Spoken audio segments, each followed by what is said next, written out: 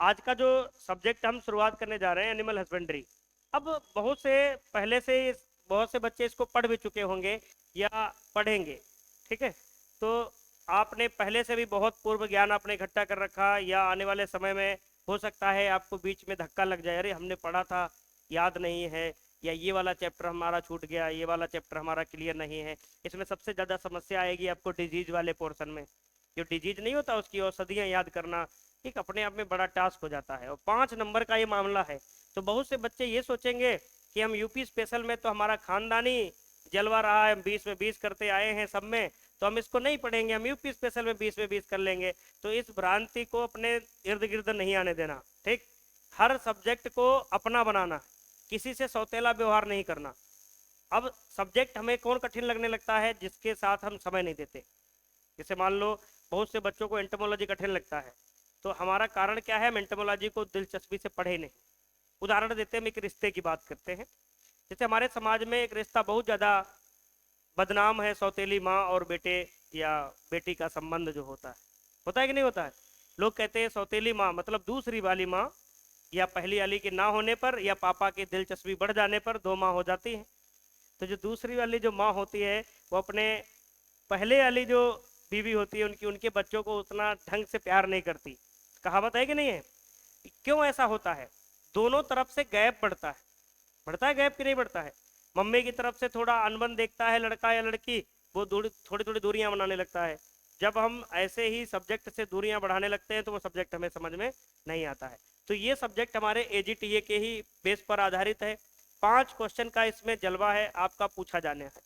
तो हम शुरुआत में आपकी समझ विकसित करेंगे इस विषय के ऊपर, फिर हम आपके टॉपिक वाइज लेकर चलेंगे। ठीक, तो पहला हमारा सबसे पहला कॉन्सेप्ट रहेगा एनिमल हस्बेंड्री, मतलब पशुपालन। क्या है एनिमल हस्बेंड्री? हम लोग इन जनरल टर्म में बोल देते हैं एनिमल हस्बेंड्री, पशुपालन। तो पशुपालन हम किसे बोलेंगे?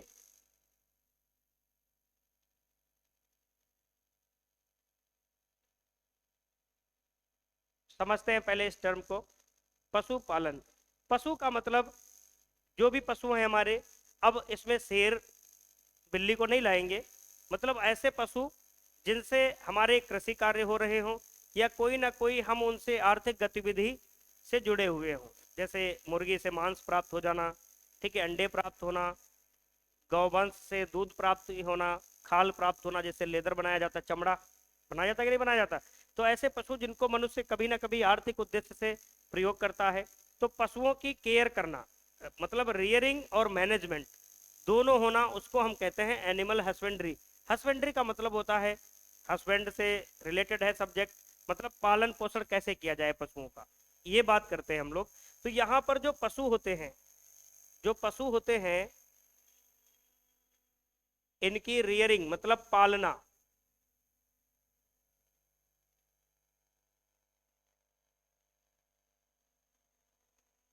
और इनका प्रबंधन मैनेजमेंट।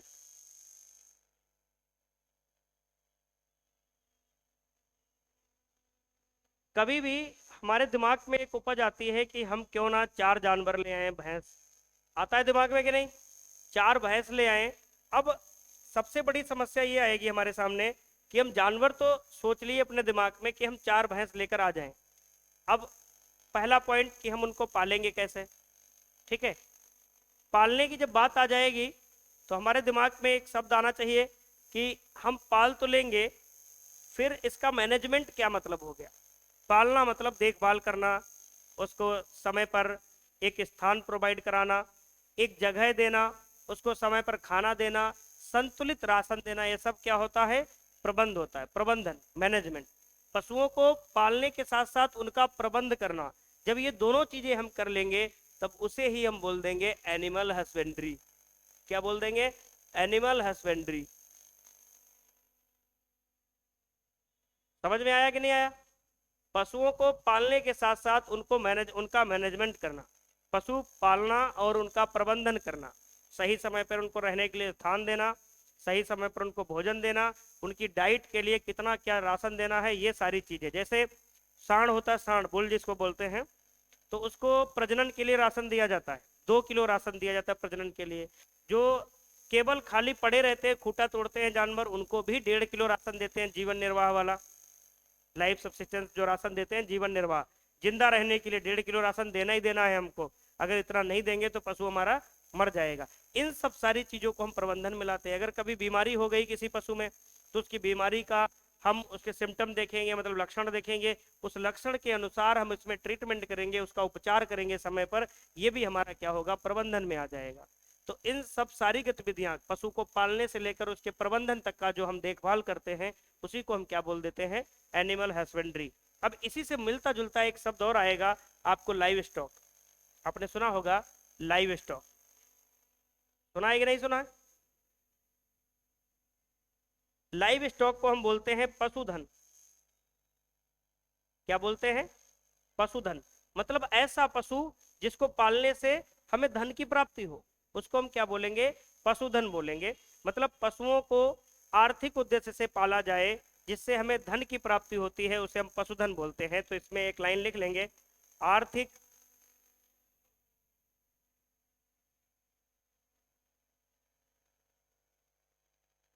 आर्थिक ब्रैकेट में धन लिख लेना, आर्थिक दृष्टि से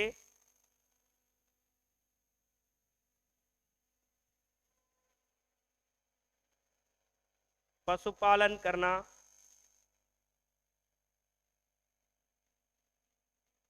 पशुधन कहलाता है। आर्थिक दृष्टि से पशुपालन करना पशुधन कहलाता है। अब पशुधन की गणना होती है हमारे भारत में, जो लाइव स्टॉक होता है इसकी सेंसस होती है, इसकी सेंसस होती है, गणना, सेंसस। जैसे हम लोगों की गणना होती है ऐसे पशुओं की गणना होती है, सेंसस होती है। जो पहली जनगणना, जन नहीं बोल सकते, गणना बोल सकते, पशु गणना। तो पहली जो पशु गणना हुई, पहली जो पशु गणना हुई वो 1919 में हुई। कब हुई? 1919 में हुई। ठीक है, 1919 से आप एक चीज और याद करते होंगे, जलियांवाला हत्याकांड पढ़ते हो कि नहीं? तो पहली पशु गणना 1919 में हुई और ये प्रत्येक 5 वर्ष पर होती है। जैसे अपने लोगों में 10 वर्ष पर होती है, प्रत्येक 5 वर्ष के अंतराल पर। अभी हम लोग पेपर के लिए कौन सी गणना पढ़ेंगे? जो लास्ट टाइम 2019 में गणना हुई। ठीक है, जो अंतिम, जो 20वीं रिपोर्ट आई, 20वीं पशु गणना, इसके लिए एक स्पेशल क्लास लगाएंगे गणना की। ये 2019 में आई, मतलब इसके 100 वर्ष पूरे हो गए और एक गणना 5 वर्ष पे होती है। 100 को 5 से डिवाइड करोगे 20 आ जाएगा। तो 20वीं पशु गणना कब हुई? 2019 में हुई। इसी गणना से हम जान पाते हैं कि किन पशुओं की संख्या कहाँ ज्यादा है। ठीक है, अब लाइव स्टॉक में कौन कौन से आ जाते हैं? तो एक तो हम देखते हैं लाइव स्टॉक में गाय आ जाता है, गाय को हम लोग पालते हैं। भैंस को हम लोग पालते हैं, पालते हैं कि नहीं पालते? भेड़ को पालते हैं, बकरी को हम लोग पालते हैं, सुअर को पालते हैं और ऊंट को पालते हैं। और भी आते हैं, मिथुन हो गया, यॉक हो गया, इन सब को हम लोग लाइव स्टॉक में ही काउंट करते हैं। ये सब लाइव स्टॉक में ही आते हैं, मिथुन हो गया। अब और भी कुछ आते हैं, जैसे पक्षी में हम बात करते हैं तो मुर्गी, बत्तख, तीतर,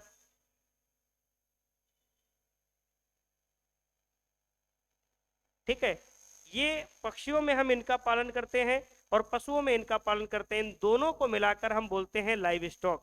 ठीक, अब इस लाइव स्टॉक से क्या प्राप्त होता है? हमें आर्थिक धन की प्राप्ति होती है। जैसे हम गाय पालते हैं, इससे हमें दूध की प्राप्ति होती है, प्राप्त होती है कि नहीं होती है? इसकी खाल, मांस, जैसे इंडिया के अंदर हम बात करते हैं ब्लैक बंगाल, किसकी नस्ल है ये? बकरी की। अगर हम गाय की बात करें तो गाय की अंगोल नस्ल, या विदेशी की बात करेंगे तो ब्राउन स्विस, जो मांस के लिए बहुत ज्यादा उपयोगी मानी जाती है। भैंस को दूध के पर्पज से हम लोग उगाते हैं, कृषि में कार्य करने के लिए। जैसे हम लोग दूसरे के खेत में कृषि कार्य करते हैं, उसके बदले पैसा मिलता है ना, तो ये आर्थिक दृष्टि से भेड़ बकरी, मांस, ऊन, दूध, खाल, सुअर, ऊंट, ऊंट सवारी करके हमें पैसा देता है, ठीक है। अब मुर्गी, अंडा, मांस, उसके अतिरिक्त इनके पक्खन भी बिकते हैं, पंख, पंख के अतिरिक्त कुछ ऐसी मुर्गी हैं जो मनोरंजन कराकर पैसा प्राप्त कराती हैं। जैसे अपने लखनऊ आसपास की जो मुर्गी असील, जो फाइटिंग ब्रीड के नाम से जानी जाती है, लड़ाकू मुर्गी, एक मुर्गी है जो यमुना की घाटी के आसपास उसका जन्म स्थान है, सतलुज लेयर, इंडिया के अंदर सबसे ज्यादा अंडा देने वाली नस्ल। ऐसा अगर क्वेश्चन पूछा जाता है तो 90% बच्चे गलत करके आएंगे, क्योंकि सब व्हाइट लेग हन ठोक के आएंगे। आएंगे कि नहीं आएंगे? 2019 यूपी के टेट में क्वेश्चन पूछा गया कि भारत की सबसे ज्यादा अंडे देने वाली नस्ल, तो सतलुज लेयर है। पढ़ाएंगे, अभी परेशान मत होना लिखने के लिए, और विदेश में है तो व्हाइट लेग हर। तो ये सारे पशु और पक्षियां आर्थिक उद्देश्य से जब पाले जाएंगे तो हम इन्हें क्या बोलेंगे? लाइव स्टॉक बोल देंगे। इतनी बात समझ में आ गई? एनिमल हस्बेंड्री भी समझ गए, लाइव स्टॉक भी समझ में आ गया। आगे बढ़ जाएं, लिख रहे हो साथ साथ में कि नहीं? ठीक। आगे हम लोग बात करते हैं डेयरी साइंस। डेयरी साइंस के ऊपर हम चर्चा करते हैं कि डेयरी साइंस क्या है।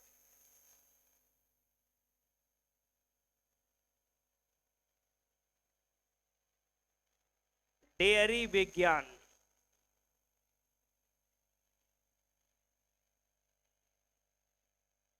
अब ये किस पर आधारित है? डेयरी विज्ञान ये एनिमल हस्बेंड्री पर आधारित है, और एनिमल हस्बेंड्री से ही हम क्या बनाते हैं? Live stock. भाई पशुओं को हम पालेंगे, और जिन पशुओं को हम आर्थिक उद्देश्य से पालेंगे, आर्थिक उद्देश्य यहाँ पर क्या होगा? हमारा दुग्ध उत्पादन। क्या होगा? दुग्ध उत्पादन होगा, उसे हम बोलेंगे डेयरी साइंस। अब डेयरी साइंस दुग्ध से संबंधित अध्ययन करता है, दुग्ध एवं दुग्ध पदार्थों का निर्माण, ठीक है, दुग्ध एवं दुग्ध पदार्थों का निर्माण, उसका प्रोसेसिंग, उसका बिक्री, ये सब डेयरी साइंस के अंतर्गत आता है। तो हम लोग लिखेंगे दुग्ध एवं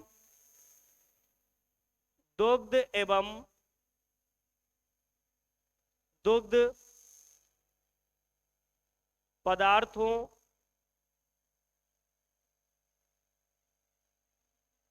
का अध्ययन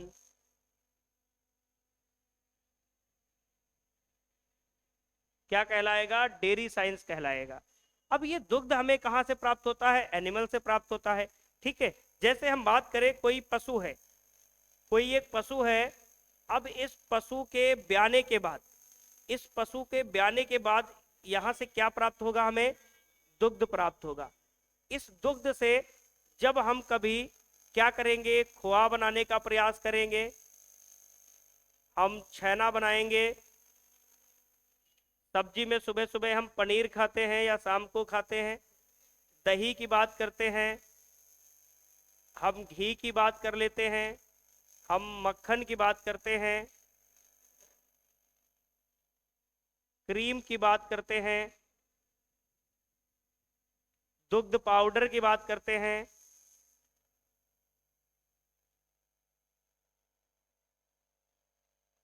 ये सारी चीजें, जब पशु से हमें दुग्ध प्राप्त होता है, दुग्ध से ही ये सारी चीजें तैयार होती हैं।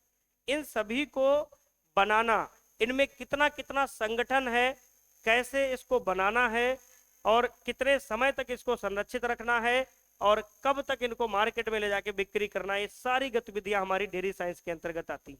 तो डेयरी साइंस में हम किसका अवलोकन करेंगे? जो दुग्ध पदार्थ हमें प्राप्त होगा जानवर से, उस दुग्ध पदार्थ से क्या क्या प्रोडक्ट बनेंगे, बाई प्रोडक्ट, इनके बारे में एनालिसिस करना, इनके बारे में अध्ययन करना, इनका संगठन, इनका निर्माण, इनकी क्रियाविधि पर जब हम चर्चा करेंगे, वो क्या कहलाएगा? डेयरी साइंस कहलाएगा। तो तीनों टर्म समझ में आ गए? एनिमल हस्बेंड्री क्या होता है, लाइव स्टॉक क्या होता है, और डेयरी साइंस क्या होता है। समझ में आया? आगे बढ़ जाएं, लिख लिया ये? ठीक।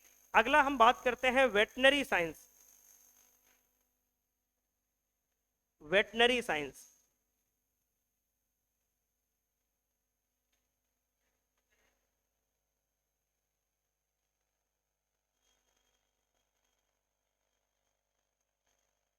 वेटनरी साइंस,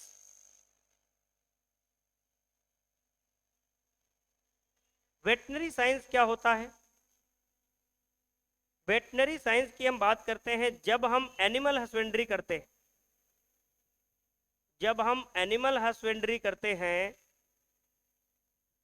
तो हमारे इस एनिमल हस्बेंड्री में बहुत सारे एनिमल्स आते हैं, बहुत सारे एनिमल्स आते हैं कि नहीं आते?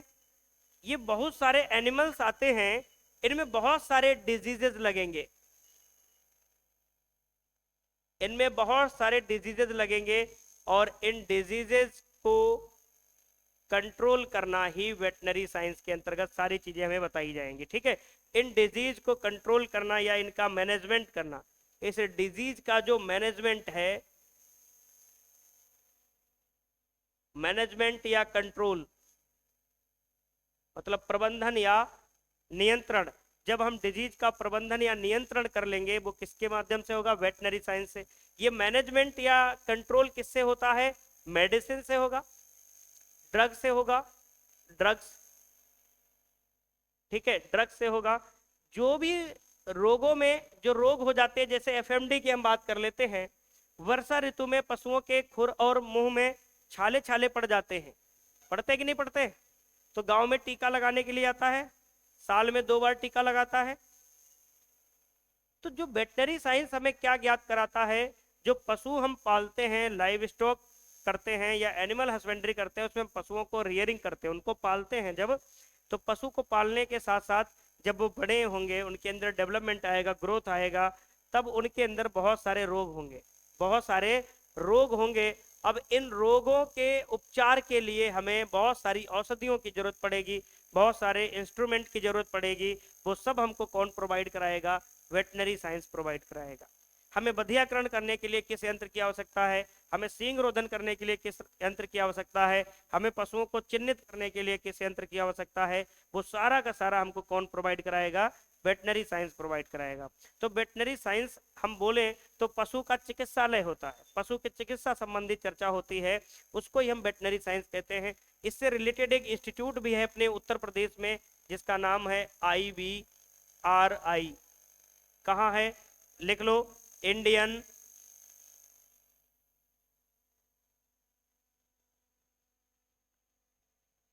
Indian veterinary research institute, research institute कहाँ है? इज्जत नगर बरेली, इज्जत नगर बरेली, ठीक है, इज्जत नगर बरेली। ये समझ में आ गया? बरेली में केचुआ का बीज भी केंद्र है, केचुआ बीज केंद्र, केचुआ नहीं होता है अर्थवर्म, उसका बीज केंद्र भी बरेली में ही स्थित है। तो ये भी ध्यान रखना, कभी क्वेश्चन आ जाए तो याद रखना। बरेली में आपका केंद्रीय पक्षी अनुसंधान संस्थान भी है, CARI। तो IVRI ये संबंधित है वेटनरी से, इसलिए हमने आपको बता दिया। अभी तक हमने आपके बीच कितने टर्म डिस्कशन किए? Animal husbandry, live stock, dairy science, उसके साथ साथ वेटनरी साइंस। तो वेटनरी साइंस में हमने क्या देखा? जो पशुओं में रोग लगेंगे, उनके निवारण, उनका उपचार, उनके लक्षणों को पहचान, ये सब सारा अध्ययन हम किसमें करेंगे? वेटनरी साइंस के अंतर्गत करेंगे। यहां तक बातें क्लियर हो गई? ठीक, आगे हम चर्चा करने वाले हैं, एक शब्द लिखते हैं, बोवाइन। ठीक है, बोवाइन पढ़ोगे आगे, जब वर्गीकरण पढ़ेंगे तो बोवाइन लिखा हुआ शब्द आएगा। इस बोवाइन को हम गौवंश कह देते हैं। क्या कह देते हैं? गौवंश। तो इसमें कुछ पशु आते हैं, एक आता है गौवंश, गौवंश को हम बोलते हैं कैटल। क्या बोलते हैं? कैटल। अब गौवंश में कौन कौन आ जाएगा? गाय आएगी, सांड आएगा, बैल आएगा, बछड़ा आएगा, हीफर आएगा।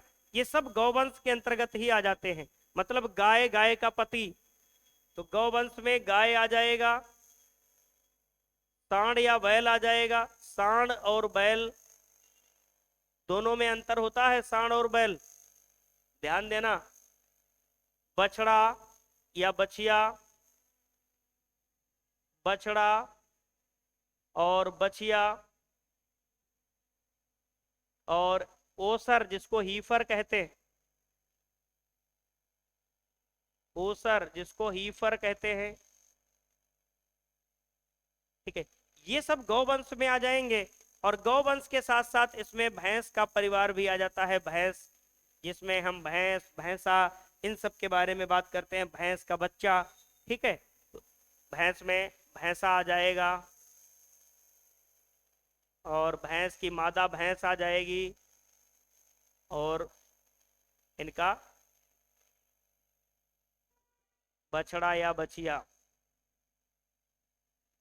जिसको हम पड़वा या पड़िया भी बोलते हैं।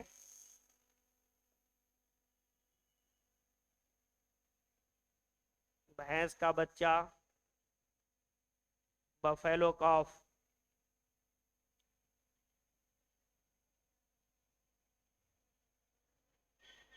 ठीक है, पड़वा या पड़िया बोलते हैं, ये भी इसमें आ जाएगा।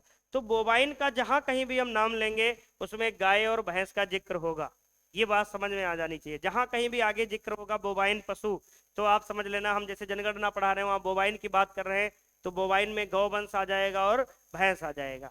आगे हम बात करते हैं ओवाइन।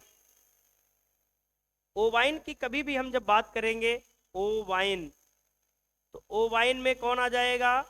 भेड़ आ जाएगा। कौन सा? भेड़ आ जाएगा। ओवाइन में भेड़। अब भेड़ से संबंधित जो भी उसके नर, मादा, बच्चा, ये सब आ जाएंगे ओवाइन में, ठीक है। ओवाइन ग्रुप में कौन कौन आएंगे? भेड़ आ जाएगी। कौन आ जाएगी? भेड़ आ जाएगी। अब भेड़ से जो क्वेश्चन आते हैं वो लिख लेना। जैसे इसका नाम क्या होता है भेड़ का? ओविस, ओविस एरीज, ये भेड़ का नाम होता है कि नहीं? ठीक है। और इसमें फैट की मात्रा गाय, भैंस, भेड़, बकरी चारों से ज्यादा पाई जाती है, ठीक है। भेड़ में गाय, भैंस, बकरी की अपेक्षा ज्यादा इसमें फैट की मात्रा पाई जाती है। इसके प्रति जो क्वेश्चन आएगा एमसीक्यू टाइप में हम उसको लिखा देंगे। तो ओवाइन का कहीं भी हम नाम लेंगे तो आपके सामने क्या बनकर आ जाना चाहिए? भेड़ के बारे में बात आ जानी चाहिए। उसके बाद एक आता है कैप्राइन। कैप्राइन, तो कैप्राइन में हम क्या क्या चीजों को देखेंगे? सबसे पहले तो कैप्राइन में आता है बकरी। बकरी को चलता फिरता एटीएम भी बोलते हैं, गरीबों की गाय भी बोलते हैं बकरी को, ठीक है। तो इसमें आता है बकरी। बकरी को गोट कहते हैं। इसको हम बोलते हैं गरीबों की गाय। गरीबों की गाय बकरी को बोला जाता है। तो कैप्राइन उपवर्ग में हम बकरी को रखते हैं। बकरी के गर्दन में, ये जो बकरी है इसका जो नर होता है उसको बोलते हैं बकरा। क्या बोलते हैं? बकरा। बकरा की गर्दन में, बकरा की गर्दन में एक कैप्रिक एसिड ग्रंथि होती है। कैप्रिक एसिड क्या होता है? कैप्रिक एसिड।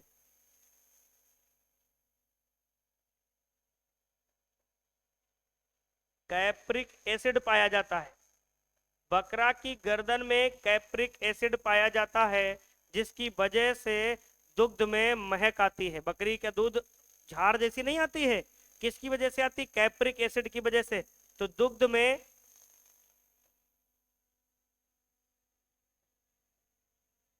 दुग्ध एवं पशु के शरीर में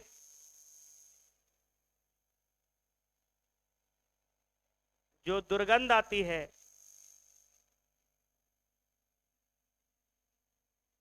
या महक जिसको कह सकते हैं, दुग्ध एवं पशु के शरीर में दुर्गंध का कारण ये कैप्रिक एसिड होती है। ये बकरे की गर्दन में, गर्दन से निकलता है कैप्रिक एसिड, कैप्रिक ग्रंथि भी बोलते हैं। इसी कारण बकरी का दूध और बकरा का शरीर जो देखो, बकरा पास से निकल जाए जो तुम जान जाते हो ना बकरा निकल गया, उसका कारण यही होता है कैप्रिक एसिड। तो हमने अभी तक आपके बीच में जो टर्म डिस्कशन किए इन सब का आगे प्रयोग होने वाला है, ठीक है। जैसे जब हम शादी ब्याह में वीडियो कैसेट बनवाते हैं ना, तो शुरुआत में टाइटल लिख के आते हैं, लड़का का बाबा का पर बाबा इतने नाम आते नहीं, फिर पूरे खानदान के नाम आते हैं, फिर आप आते हो बढ़िया जयमाल डाले हुए, इधर फोटो गया उधर गया, देखने में कितना आनंद आता है, बाद की जिंदगी में कितना मधुर रस घुला होता है। घुला होता है कि नहीं घुला होता है? शादी के बाद का अनुभव कैसा होता है? शादी एक ऐसी मोड़ है जिसको बिना मुड़े आप मंजिल तक जा ही नहीं सकते। आप सोचो कि हम सीधे चले जाएं तो आपकी मंजिल ही नहीं है, आपको उस मोड़ पे मुड़ना पड़ेगा। ठीक है, और वो मोड़ कब आपकी जिंदगी में आए ये समय तय करता है। कभी कभी हम लोग भी तय कर लेते हैं जल्दबाजी में, घर से भाग गए, हरिद्वार चले गए, पॉकेट में जब तक पैसा है तब तक, नहीं तो फिर बाद में पकड़ा गए। होता है कि नहीं होता है? आगे बात करते हैं हम लोग अगले पॉइंट की ओर। अभी तक हमने जो सामान्य से टर्म प्रयोग कर लिए, अब उसके आगे कुछ और टर्म हम लोग प्रयोग करते हैं। जैसे हमारे सामने कुछ शब्द आ जाएंगे, जैसे हम बोलते हैं टीजर बुल, जिसको हम बोलते हैं टीजर सांड। इसको बैल नहीं लिखोगे, टीजर सांड लिखोगे। क्या होता है, बेचारे के साथ बहुत बड़ा अत्याचार किया जाता है। अत्याचार कैसे किया जाता है हम बताते हैं। बहुत बड़ा धोखा करता है इंसान इसके साथ। ये पूरी तरीके से स्वस्थ होता है, सब कुछ इसके अंदर होता है, स्पर्म भी इसके अंदर बनता है, ये बच्चा पैदा करने की क्षमता में भी होता है। परंतु मानव अपने स्वास्थ्य का परिचय देते हुए क्या करता है, इसके स्पर्म की जो सेल्स होती हैं उनको दबा देता है, गांठ बना देता है, नसबंदी कर देता है। क्या करता है? नसबंदी कर देता है, जिससे इसके अंदर स्पर्म तो बनते हैं। इससे जब कथन निष्कर्ष वाला क्वेश्चन बनता है तब बड़ा खतरनाक बनता है। उसमें क्वेश्चन आता है कि क्या टीजर बुल में स्पर्म बनता है? तो स्पर्म तो बनेगा परंतु बाहर नहीं आ पाएगा, पेनिस के माध्यम से स्पर्म बाहर नहीं आता है, बनेगा, टेस्टिस डेवलप होते हैं इसके, क्योंकि स्पर्म तो टेस्टिस में ही बनता है। ठीक है, परंतु बाहर नहीं आ पाता, इसलिए बेचारा ये प्रजनन के उद्देश्य से प्रयोग नहीं किया जाता है। परंतु कुछ हीटिंग वाली जो गाय होती हैं, जो हीट में होती है, साइलेंट हीट में, उनको पता करने के लिए इसका प्रयोग करते हैं। ठीक, पहले इसके बारे में लिख लेते हैं थोड़ा। नसबंदी किया हुआ नर,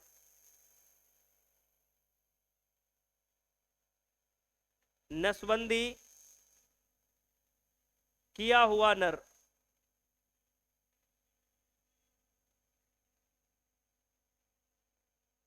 नसबंदी किया हुआ नर होता है, शुक्राणु बनते हैं, शुक्राणु का निर्माण होता है, शुक्राणु का निर्माण तो होता है, परंतु शुक्राणु बाहर नहीं आ पाते, परंतु फिशन के माध्यम से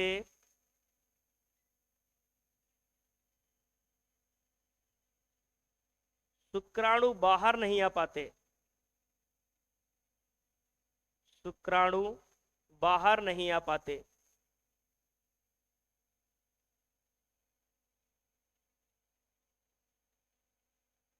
बाहर नहीं आ पाते हैं। शुक्राणु बनेगा, इसका मतलब इसके अंदर प्रजनन करने की इच्छा शक्ति तो जागृत होगी, परंतु ये प्रजनन नहीं कर पाएगा। ठीक, क्योंकि शुक्राणु बाहर नहीं आ पाएंगे। पहला नसबंदी किया हुआ नर, शुक्राणु का निर्माण तो होगा परंतु शिशन के माध्यम से शुक्राणु बाहर नहीं आ सकते। क्या होता है फिर बाद में इसके साथ? तो टीजर जो सांड होता है, इसका प्रयोग किस लिए करते हैं? तो इसका प्रयोग क्या होता है, साइलेंट हीट वाली,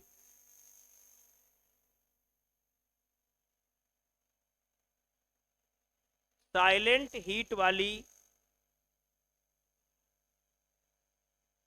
गायों की पहचान करता है, पहचान करता है। साइलेंट हीट वाली गायों की पहचान करता है। कैसे पहचान करता है? ये जो टीजर बुल होता है, इसको गायों के झुंड में छोड़ दिया जाता है, जहां गाय मतलब खुले वातावरण में घूम रही होती हैं। कुछ गाय होती हैं जो अपने हीट का मतलब गर्मी का लक्षण दे देती है, मतलब उनके वेजाइनल सेक्टर से वाइट कलर का लिक्विड निकलता है, स्वेलिंग आ जाती है, खूंटे से रवाना शुरू करती हैं, अलग अलग आवाज निकालती है, खाना छोड़ देती हैं, बेचैनी सताने लगती है उनको। तो वो क्या होता है, उनकी हीट का सिम्टम होता है कि गाय गर्मी पे आ गई है, अब इसको नर पशु से मिलाना चाहिए, एकदम उचित समय आ गया है। तो कुछ ऐसी होती हैं साइलेंट वाली, जिनको आप जान ही नहीं पाओगे। वो हीट साइकिल में तो होंगी, हीट पीरियड में होंगी, परंतु हम लोग हीट पीरियड को जज नहीं कर पाएंगे। तो उसके लिए हम क्या करते हैं, इस टीजर बुल का प्रयोग करते हैं। इसको झुंड में छोड़ते हैं, इसके सीने पे यहाँ पे स्याही लगाते हैं, कौन से रंग की, नीले रंग की स्याही लगाते हैं। अब जब ये जैसे खुले वातावरण में जाता है, अब आप सांड वाण को तो देखे होंगे खुले मौसम में, तो एकदम से मादा पशु के ऊपर चढ़ता है जब ये, तो उसके पीछे जो उसकी पीठ होती है मादा पशु की, उस पर उसका ये सीना सेट बैठ जाता है। जैसे ये मादा पशु है, ये नर है, इस प्रकार से ये अगले पैर दो उठाता है और इस प्रकार से मादा पशु के शरीर पे ऐसे अटैक करता है। तो ये जो सीना है ऊपर नर पशु का, ये मादा पशु के पीछे वाले हिस्से पे बैठ जाएगा, और वो स्याही जो उसके सीने में लगी थी वो मादा पशु के पिछले हिस्से पे लग जाएगी। अब बाद में कोई एक टीम का मेंबर जाएगा और वो जज कर लेगा कि कितनी, नोटिस कर लेगा कितनी गाय के पिछले हिस्से पर नीली स्याही लगी हुई है। वही हीट पीरियड में थी जिनको हम पहचान नहीं पा रहे थे। तो कभी क्वेश्चन पूछ लिया जाए, टीजर सांड के सीने पे कौन सी स्याही प्रयोग की जाती है, इसमें स्याही का प्रयोग होता है, स्याही का प्रयोग कौन से कलर की स्याही स्याही लगी होती है, नीले रंग की, नीले रंग की। अब बताओ, टीजर बुल के बारे में आज के बाद कभी पढ़ने को पड़ेगा आपको, नहीं पड़ेगा ना, कभी याद नहीं करना पड़ेगा। तो ऐसे कुछ कॉन्सेप्ट हैं जिनको हम इस प्रकार से भी समझ सकते हैं कि टीजर सांड के बारे में हम क्या देख सकते हैं। ठीक, अब टीजर सांड इसका मामला बिल्कुल खत्म, कभी भी पेपर में आ जाए, अब आपको रटना नहीं है, अब चीजें जान चुके हो कैसे क्या होती हैं, सारी चीजें आपको पता चल गई, समझ में आ गया। आगे बढ़े, लिख डाला, लिखते रहना। जो बच्चे नए आए हुए हो, बिल्कुल डरने की कोई बात नहीं है, नौकरी अभी हमारे हाथ में है, ऐसा समझो।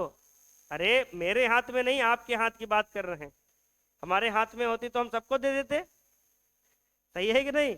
आपके हाथ में है, अभी अभी आपके हथेली पे नौकरी रखी है और आपको देख रही है, क्यों मुझको कब ले जा रहे हो, कह रही है कि नहीं कह रही है, हर दिन नौकरी यही बोल रही है।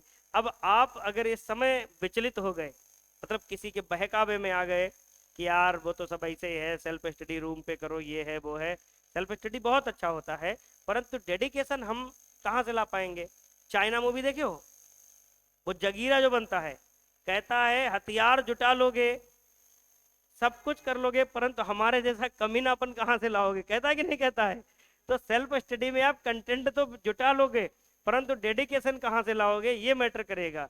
डेडिकेशन जीरो हो जाता है सेल्फ स्टडी में। हम पढ़ रहे हैं, हमारा इंस्टाग्राम का मैसेज आ गया, जूली कुमारी हाय कैसे हो, क्या कर रहे हो, अब हम जुट गए उसके पीछे, आधा घंटा बर्बाद कर दिया, पता लगे वो जूली नहीं जुलाहा निकला लास्ट में।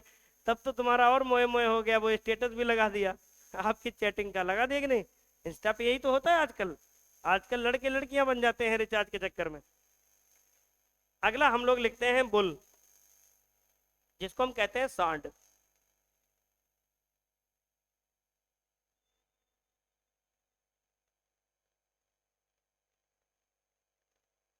बुल या सांड, ठीक है।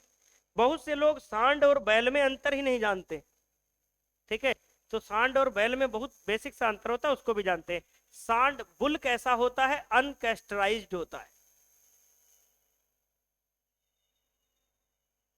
अनकेस्टराइज्ड मतलब बिना बधिया किया हुआ नर, ठीक है, बिना बधिया किया हुआ नर, बिना बधिया किया हुआ नर।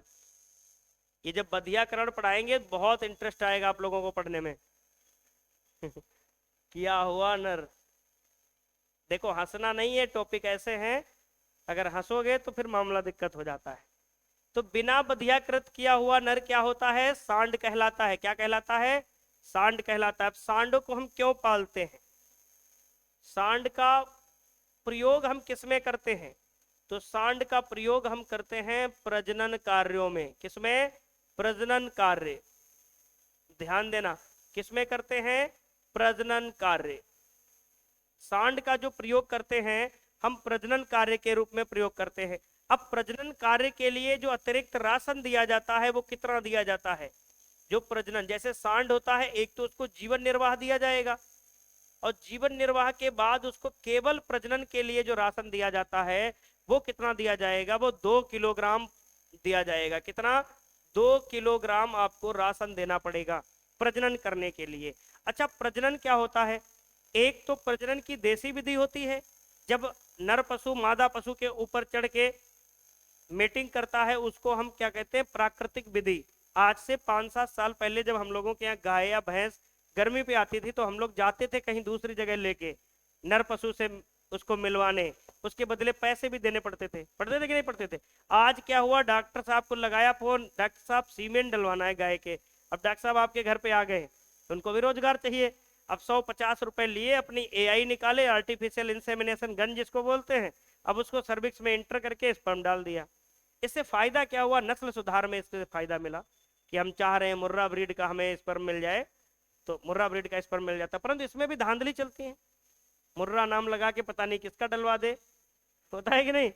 तो ये थोड़ा जो इसमें कंसीव या कंसेप्शन का चांस ज्यादा रहता है, जो कृत्रिम गर्भाधान कराते हैं उसमें गर्भ धारण होने के चांसेस ज्यादा रहते हैं। इसमें पता लगे कभी कभी स्पर्म जो होता है सही जगह पे नहीं पहुंच पाता है तो गर्भ धारण भी नहीं होता है। तो इसका प्रयोग किसमें होता है? प्रजनन कार्य में। कहा जाता है कि ये जो सांड है ये प्राकृतिक प्रजनन के लिए प्रयोग किया जाता है। किसके लिए? प्राकृतिक प्रजनन। प्राकृतिक प्रजनन, नेचुरल ब्रीडिंग के लिए इसका प्रयोग करते हैं। और 1 सप्ताह में 2 बार ही इसको मादा पशु से मिलने दिया जाना चाहिए, नहीं तो ये बेचारा सूख के मर जाएगा। ठीक है, इसका भी ध्यान देना है। 1 सप्ताह में 1 सप्ताह में केवल 2 बार ही, केवल 2 बार ही मादा पशु से मेटिंग करानी चाहिए। मादा पशु से मेटिंग करानी चाहिए, मेटिंग करानी चाहिए।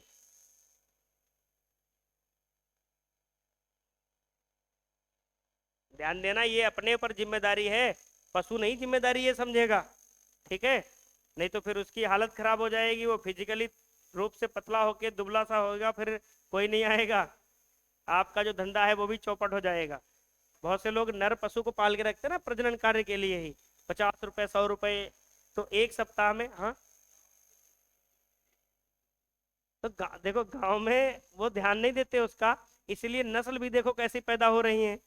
भाई हम लोग मिल्क एनिमल के जो बच्चे निकल रहे हैं उनसे दूध जब प्राप्त करते हैं पहले बेद पे, तो कितना दूध आता है? कम ही आता है। तो जब इन चीजों का हम लेवल बरकरार रखेंगे तभी हम नस्ल में सुधार पाएंगे, अदरवाइज जब हम ये मेंटेन ही नहीं कर पाएंगे तो फिर दिक्कत तो होगी होगी नस्ल में। ये सांड के बारे में जो भी प्रश्न आएगा वो आपके यहाँ से आ जाएगा। ठीक, लिख लिया? आगे बढ़े, अगला लिखते हैं हम लोग बुलक, मतलब बैल। बुलक किसे कहेंगे? बैल।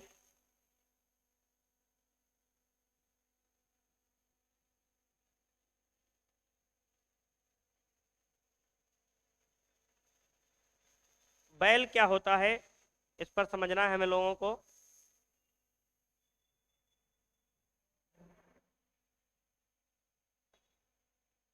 ये बुलक में ये बन गया, इसको थोड़ा बुलक। अब हम लोग बुलक क्या होता है? एक कैस्ट्राइज्ड मेल होता है, मतलब बधियाकृत नर होता है। इसके जो टेस्टिस होते हैं उनको हम लोग निकाल देते हैं। कैस्ट्राइज्ड मेल होता है, बधियाकृत नर होता है, बधियाकृत नर, बधियाकृत नर। बधियाकृत नर में क्या होता है? अंड कोशों को, अंड कोशों को निष्क्रिय कर दिया जाता है। स्पर्म ही नहीं बनेगा, गंजे के नाखून ही नहीं होंगे, खुजलाएगा कैसे? तो ये वाला सिस्टम आता है यहाँ पर। अंड कोशों को निष्क्रिय कर दिया जाता है।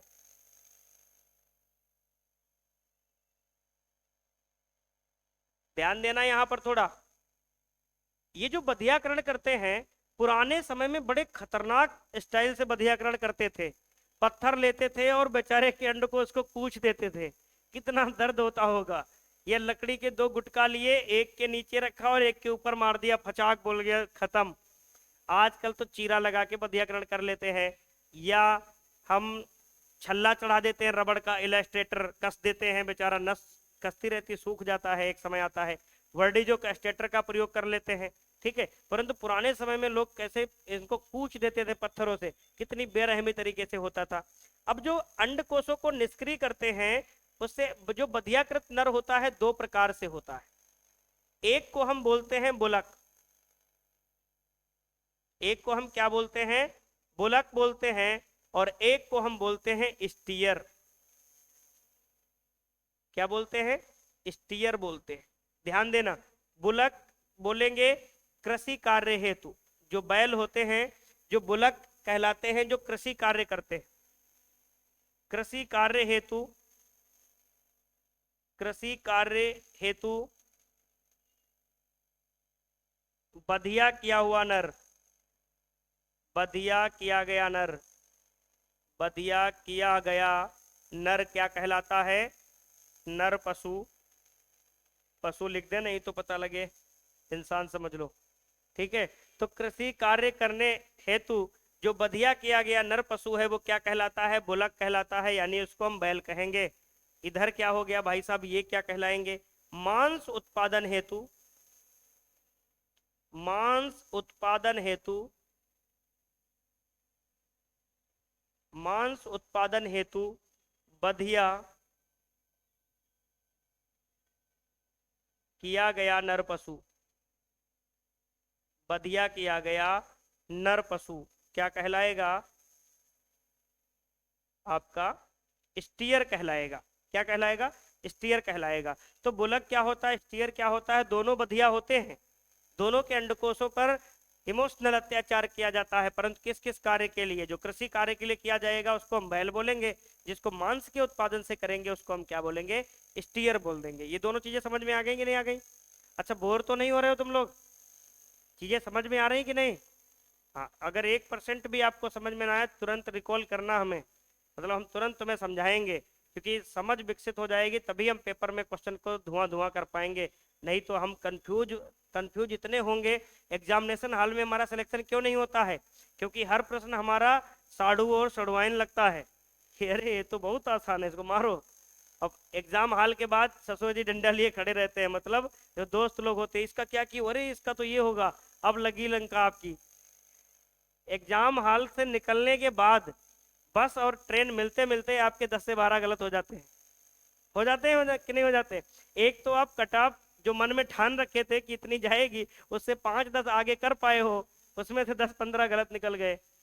अब घर आते आते आप 10-15 जगह घंटे मान दोगे, प्रसाद मान दोगे, हवन यज्ञ कुंडली सब मान बैठोगे कि ऊपर वाले की दुआ से हो जाए।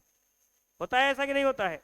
पता लगे जिस दिन रिजल्ट आता है, फिर हमारी अपनी लाज बचाने के लिए यही कहना पड़ता है लास्ट में कि यार 2 नंबर कम रह गए। कहना पड़ता है कि नहीं कहना पड़ता है?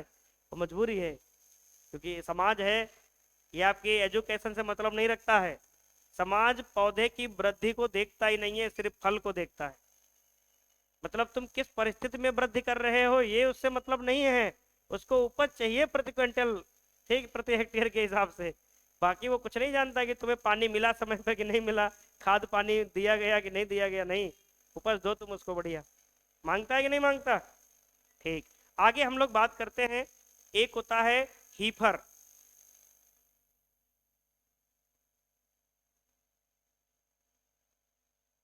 जिसको अपने क्षेत्र में बोलते हैं ओसर, ओसर मादा पशु। पूरे संपूर्ण उत्तर प्रदेश में ओसर नहीं बोलेंगे हम लोग, बस समझने के लिए इसको ओसर लिख दिए, ठीक। ध्यान देना, इसको हीफर ही बोलते हैं। ये हीफर होता क्या है, बेसिकली एक मादा पशु होती है और बच्चे से ऊपर एज की होती है। जैसे ऐसी मादा होती है जो पहली बार जिसके अंदर यौवन आरंभ के लक्षण दिखाई पड़ेंगे, मतलब जवानी जिसको कहते हैं मनुष्यों में ना, कि जवानी आ गई, तो इसमें भी ये यौवन को धारण कर लेती है। पहली बार इसके अंदर हीट साइकिल आती है, उसको बोलते हैं हीफर। मतलब हीट साइकिल इसके अंदर आ जाती है, फिर ये माँ बनने के लिए कैपेबल हो जाती है। मतलब अगर इसकी मेटिंग करा दी जाए किसी नर पशु से तो ये कंसीव हो जाएगी, मतलब गर्भ को धारण कर लेगी और आगे जाने के बाद बच्चा दे देगी। मतलब ऐसी मादा पशु जो इससे पहली बार कभी भी बच्चा ना दी हो, पहली बार हीट साइकिल जिसमें आ जाए उसको हम हीफर कहते हैं। ठीक है, लिखिएगा, ऐसी मादा पशु या ऐसा मादा पशु, ऐसी मादा पशु जिसमें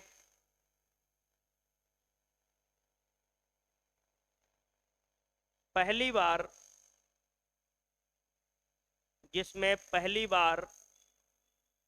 हीट साइकिल या हीट पीरियड,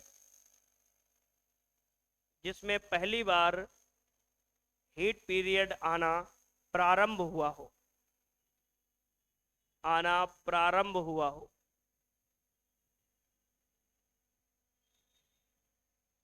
गांव में कहते नहीं ओसर है, मतलब गर्भ धारण के लिए तैयार हो गई है। ठीक है, तो ऐसी मादा पशु जिसमें पहली बार हीट पीरियड आना प्रारंभ हुआ हो, इसकी औसत आयु कितनी होती है, किस आयु पर ये ऐसा सिम्टम देखने को मिल जाता, हमें हीट पीरियड देखने को मिल जाता है। तो औसत आयु इसकी होती है 18 से 24 माह। 18 माह में विदेशी जो गाय होती हैं उनमें आने लगता है, और 24 माह में जो हमारे भारतीय गाय होती हैं उनमें देखने को मिलने लगता है। ठीक है, गाय की जो मादा पशु होती है। तो 18 से 24 माह यानी कि 2 साल, 1.5 से 2 साल की जो मादा पशु होगी उसके अंदर हीट पीरियड आना प्रारंभ हो जाएगा, उसको हम बोल देते हैं हीफर पशु। ठीक, अब हीफर समझ में आ गया कि नहीं आ गया? हीफर कभी भी आएगा तो उसकी आयु पूछी जाएगी, जो आपकी आयु लिख दी है। आयु बहुत जरूरी है, आयु को मेंशन कर लेना। अब बाकी हीफर होती क्या है ये हम आपको समझा दिए कि पहली बार जिसमें हीट पीरियड आ जाए वो क्या होगा, हीफर होगा। ठीक, अब हीट पीरियड की बात आ गई तो यहाँ पर 2 टर्म आते हैं, उनको भी निपटा लेते हैं साथ में। एक आता है हीट साइकिल, एक होता है हीट पीरियड। हीट साइकिल जिसको हम बोलते हैं मद चक्र,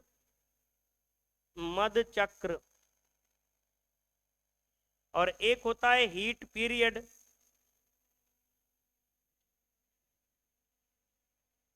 जिसको हम बोलते हैं मदकाल।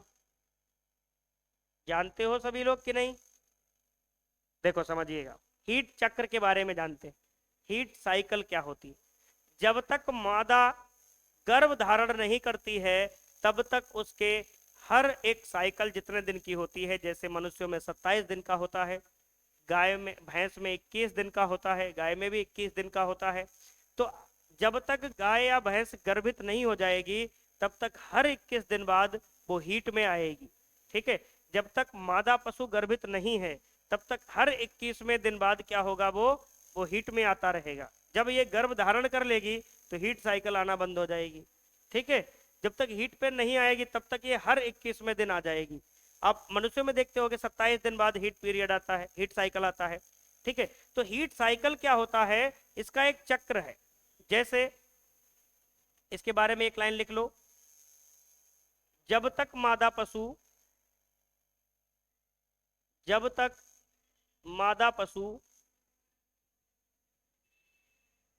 गर्भित ना हो जाए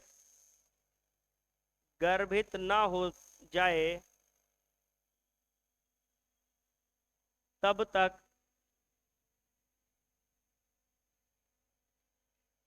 जब तक मादा पशु गर्भित ना हो जाए तब तक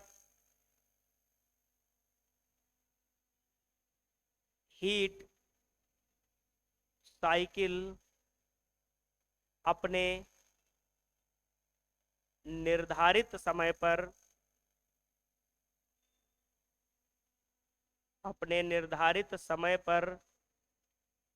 आती रहेगी।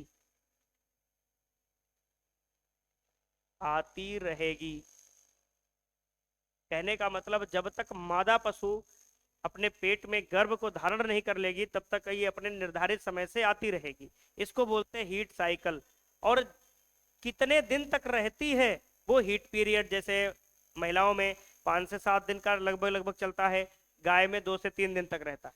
ठीक है, तो ये देखा जाता है 24 घंटे 48 घंटे जितने देर तक रहे, हीट साइकिल जितने दिनों के लिए या जितनी अवधि तक रहती है उसे हीट पीरियड कहा जाता है। लिखो हीट साइकिल, इसमें बहुत कंफ्यूजन होती है बच्चों को, बस ध्यान देना। हीट साइकिल जितनी जितनी अवधि तक, हीट साइकिल जितनी अवधि तक रहती है उस अवधि को हीट पीरियड कहा जाता है। उस अवधि को हीट पीरियड कहा जाता है। हीट पीरियड कहा जाता है। इसमें क्या होता है, जो WBC वगैरह होते हैं ब्लड के माध्यम से बाहर आता है, सड़ी कोशिकाएं होती हैं। इस हीट पीरियड में जो मादा पशु होती है वो नर पशु से मिलने की इच्छा जाहिर करती है। ठीक है, उसको ऐसा लगता है कि हमें अब जो नर पशु है उससे मिलना चाहिए। इस समय उसके अंदर मेटिंग करने की इच्छा आतुर होती है और बड़ी बेचैन रहती है इस समय वो मेटिंग करने के लिए, जब वो हीट पीरियड में होती है। हीट साइकिल हीट पीरियड दोनों समझ में आ गया। हीट साइकिल मतलब एक निर्धारित समय से जो साइकिल चल रही है, कब तक चलती रहेगी, जब तक मादा पशु गर्भित ना हो जाए। और ये जिस मादा पशु में आएगी हीट साइकिल और कितने दिनों तक रहेगी, जैसे 1 दिन रही, 2 दिन रही, 3 दिन रही, उस अवधि को हम क्या बोल देंगे, हीट पीरियड बोल देंगे। ये सबका अलग अलग होता है, आगे आने वाले सिलेबस के आधार पर हम लिखाते रहेंगे। अभी बस आप जानो कि हीट साइकिल हीट पीरियड होता क्या है। दोनों चीजें समझ में आ गई, आगे बढ़ा जाए। ठीक, समझ में आ गया कि नहीं? चलो आगे बढ़ते हैं। 3 टर्म हम आपके सामने लिखते हैं। एक के बारे में लिखते हैं सर्विंग,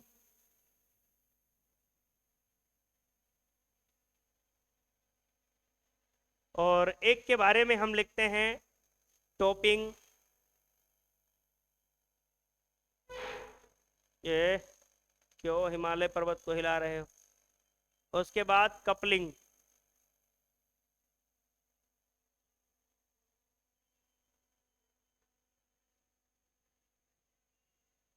ये 3 टर्म हम आपके सामने लिख दिए। ये तीनों टर्म किससे संबंधित हैं? मेटिंग। किससे संबंधित है? मेटिंग से संबंधित है, मीटिंग नहीं, मेटिंग। किससे संबंधित है? मेटिंग से संबंधित है। मेटिंग क्या होता है? नर और पशु का मिलन।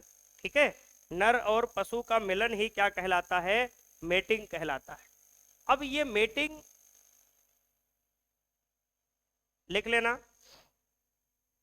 हीट पीरियड में नर और पशु का मिलन, नर और पशु में संभोग, ठीक है, या निषेचन क्या कहलाता है? मेटिंग कहलाता है। लिख लेना। हीट पीरियड में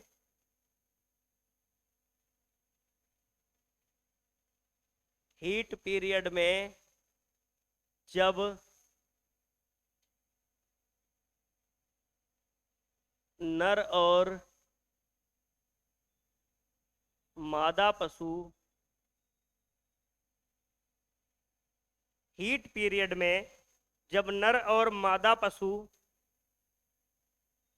हीट पीरियड में जब नर और मादा पशु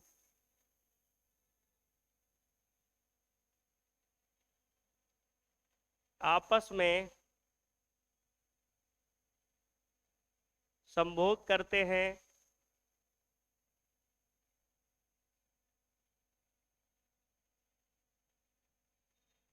उसे हम क्या कहते हैं? मेटिंग कहते हैं। और ये अलग अलग पशुओं में अलग अलग प्रकार से होती है। तो सर्विंग किस किस पशुओं में देखने को मिलती है? तो सर्विंग जैसे गाय में मेटिंग को सर्विंग कहेंगे, भैंस में मेटिंग को सर्विंग कहेंगे, बकरी में मेटिंग को हम क्या कहेंगे? सर्विंग कहेंगे। तो गाय भैंस बकरी में जो मेटिंग की क्रिया होती है उसको हम क्या कहेंगे? सर्विंग कहेंगे। और सर्विंग क्या होता है? गाय के नर और मादा को आपस में मिला देना। किस समय? जब वो हीट पीरियड में हो। कौन? मादा। ठीक है। टॉपिंग किस में होती है? भेड़ में देखने को मिलती है। तो भेड़ में संभोग क्रिया को क्या कहते हैं? टॉपिंग कहते हैं। कपलिंग किसमें होती है? सुअर में। तो सुअर में संभोग क्रिया को हम क्या कहते हैं?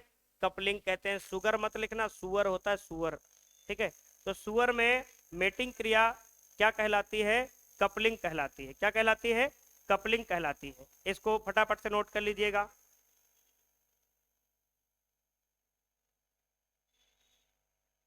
ये सारी टर्मिनोलॉजी का ही खेल है। टर्मिनोलॉजी समझ जाओगे, पूरी एनिमल हस्बेंड्री आपको कहीं दिक्कत नहीं आएगी। फिर तो बस रटने वाली चीजें होंगी। डायरेक्ट डेटा याद करो। ये याद कर लिया? चलो आगे हम बढ़ते हैं। एक और टर्म लिखते हैं, पार्चुरेशन। पार्चुरेशन, पार्चुरेशन का मतलब होता है बच्चा देना। बच्चा देना। तो गर्भ से बच्चा बाहर आना क्या कहलाएगा? पार्चुरेशन आए कहलाएगा। अब ये पार्चुरेशन अलग अलग पशुओं में अलग अलग प्रकार का होता है। जैसे हम बात करेंगे काविंग। काविंग किसमें किसमें होता है? ठीक है। किडिंग किसमें किसमें होता है? किडिंग।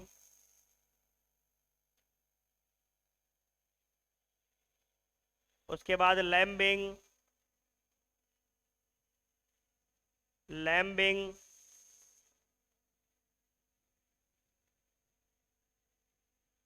और लास्ट में एक फरोइंग। क्या होता है? फरोइंग।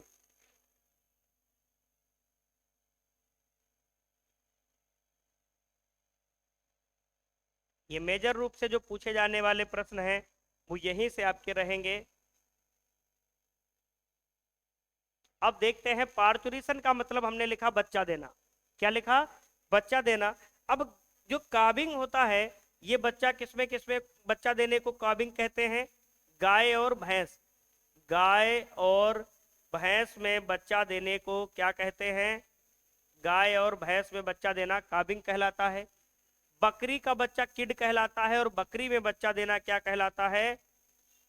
किडिंग कहलाता है। भेड़ के बच्चे को मेमना यानी कि लैम्ब कहते हैं, और बच्चा देने की क्रिया को हम क्या कहते हैं? लैम्बिंग कहते हैं। क्या कहते हैं? लैम्बिंग कहते हैं। ये इसको भी लिख लेना। सुअर में बच्चा देना क्या कहलाता है? फरोइंग कहलाता है। क्या कहलाता है? फरोइंग कहलाता है। तो जो सुअर पशु होता है उसके अंदर बच्चा देने को हम क्या कहते हैं? फरोइंग कहते हैं। आप इसको भी नोट कर लेना। ये कुछ टर्म हैं जो आज अच्छे खासे हमने चर्चा में ले लिए, बाकी इसके आगे कल भी हम लोग पढ़ेंगे। लिख लिया इसको? अब एक आधे और टर्म हैं, उनको भी हम लोग निपटा लेते हैं। हमने बच्चा देने तक की कंडीशन को जान लिया, ठीक है, कि किसमें क्या बच्चा देना क्या बोलते हैं, ये चीजें हम लोग ध्यान दे दिए। मेटिंग हम लोग जान लिए किसको बोलते हैं। अब एक होता है कंसीव या कॉन्सेप्शन। एक टर्म होता है कंसीव या कॉन्सेप्शन। कंसीव या कॉन्सेप्शन मतलब गर्भ धारण।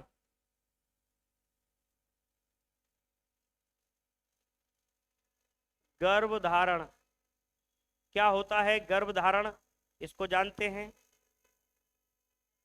गर्भ धारण क्या होता है?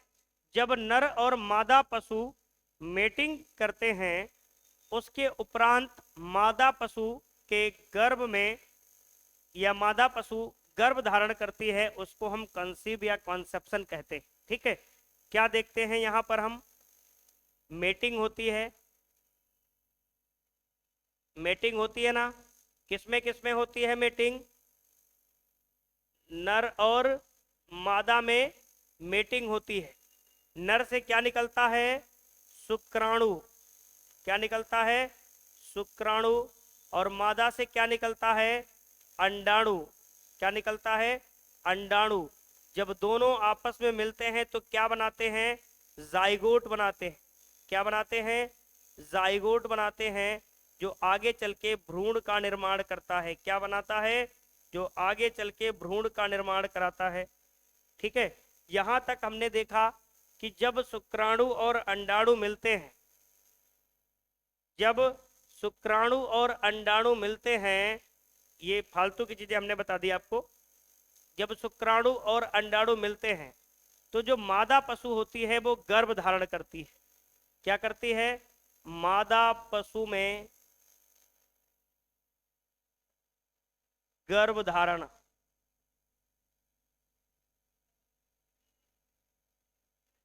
मादा पशु में गर्भ धारण होता है जब मेटिंग होता है, नर और मादा मिलता है, शुक्राणु अंडाणु आपस में मिलते हैं, तो मादा पशु के अंदर क्या होता है, गर्भ को वो धारण कर लेती है। इसको बोलते हैं कंसीव या कॉन्सेप्शन। ठीक है, गर्भ धारण को हम क्या बोलते हैं? कंसीव या कॉन्सेप्शन बोलते हैं। ये गर्भ धारण से क्वेश्चन तो नहीं आता है, कंसीव या कॉन्सेप्शन से तो नहीं आता है, परंतु अब यहां से क्वेश्चन आएगा। जैसे हम बताते हैं आपको गैस्टेशन पीरियड,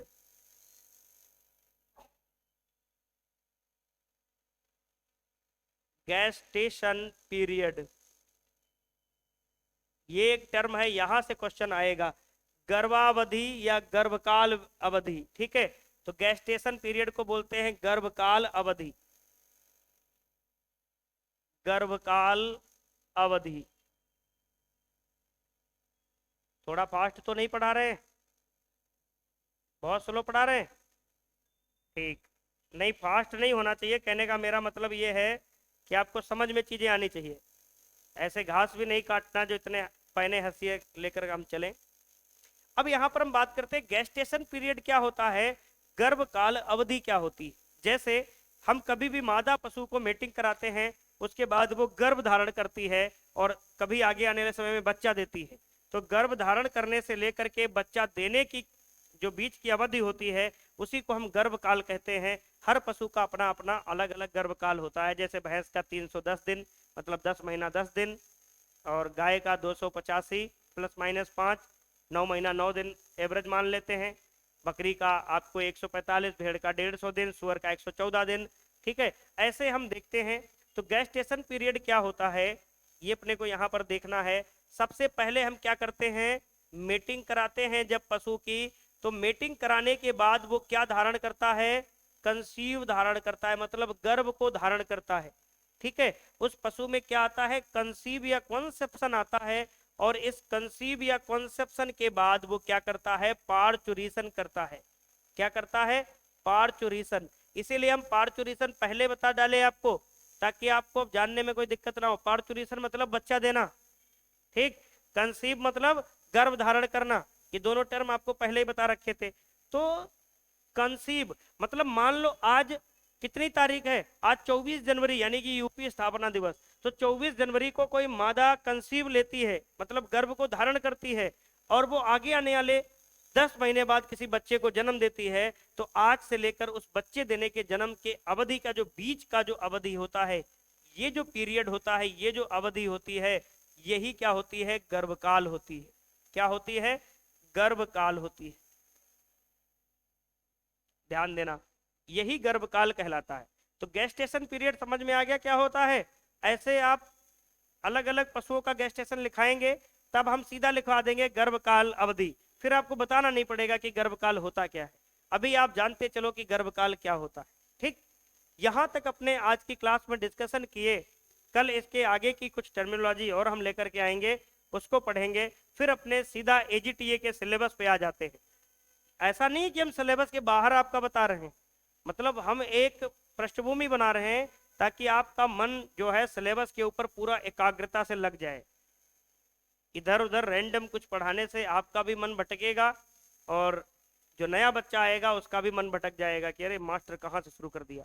तो किसी भी सब्जेक्ट को शुरू से सही अगर हम शुरू करते हैं तो बहुत सारी चीजें हमें देखने को मिलती हैं, बहुत सारी चीजें अच्छी देखने को मिलती हैं, एक एक चीजें क्लियर होती हुई नजर आएंगी। इसका सेकेंड पार्ट कल अपने पढ़ाएंगे, ठीक है, कल उसका डिस्कशन करेंगे।